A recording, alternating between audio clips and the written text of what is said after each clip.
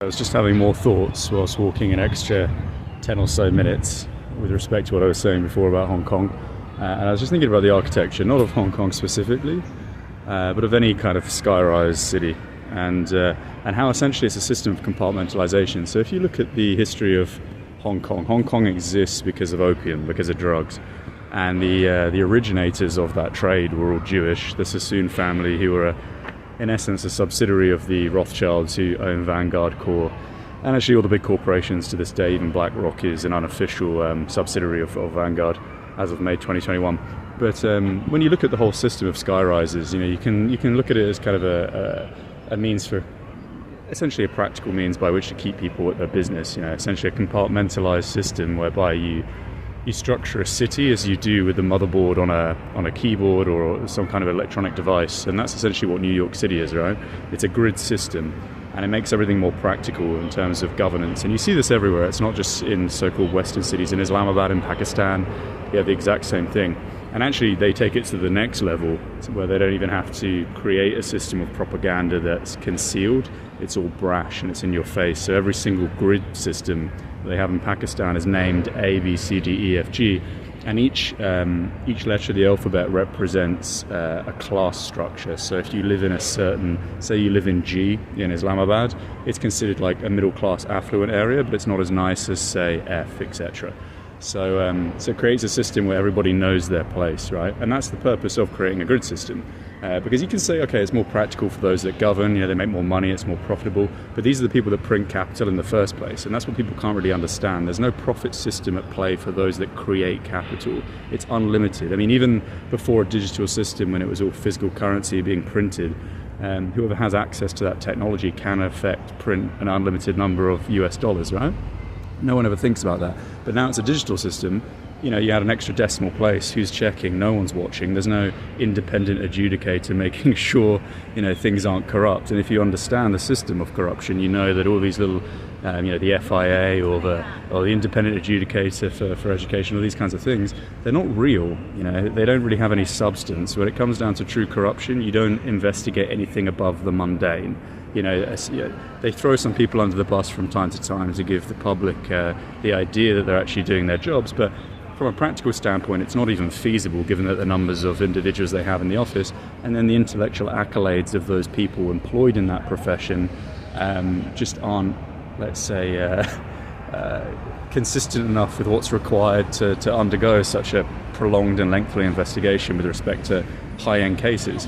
And these people wouldn't want to anyway, and why should they? They're not even paid enough. Even if they had the resources, they wouldn't.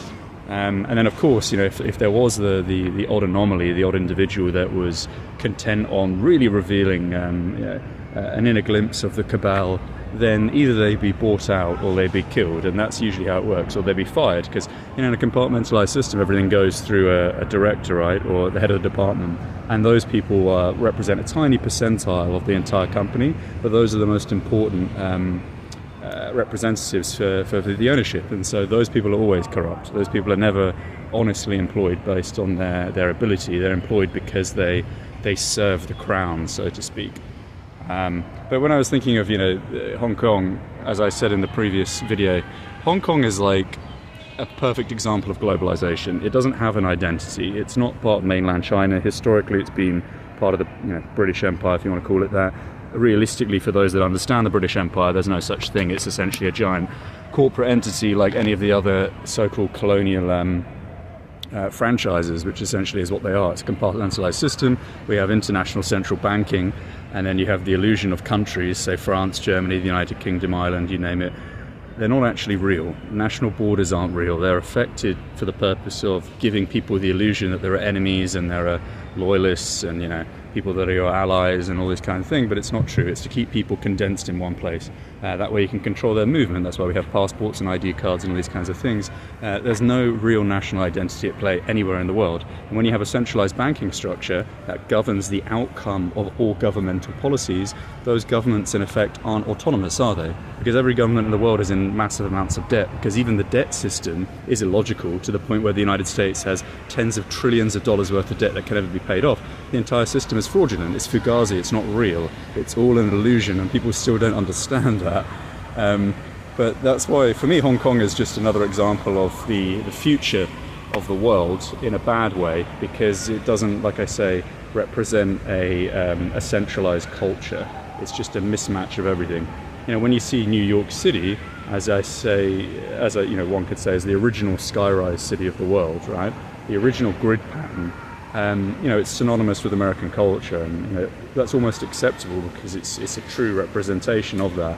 But when you have all these other skyrise cities, especially in an international setting like Hong Kong, with its history, it doesn't really feel like anywhere. It's kind of ethnically it's Chinese, culturally it's people speak English, people speak Cantonese, people speak Mandarin. It's just a mix. It's not a place that really feels homely. That's what I would say. That's my opinion. I just came from mainland China, and I think mainland China is great.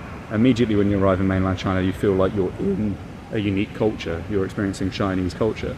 But when you come to places like Macau and Hong Kong, it's just kind of a little kind of artificial kind of subsidiary of capitalism, right? It's a globalist entity, like I say, without repeating myself too often. So that's my first impressions. It's like a shit New York City, basically. That's it.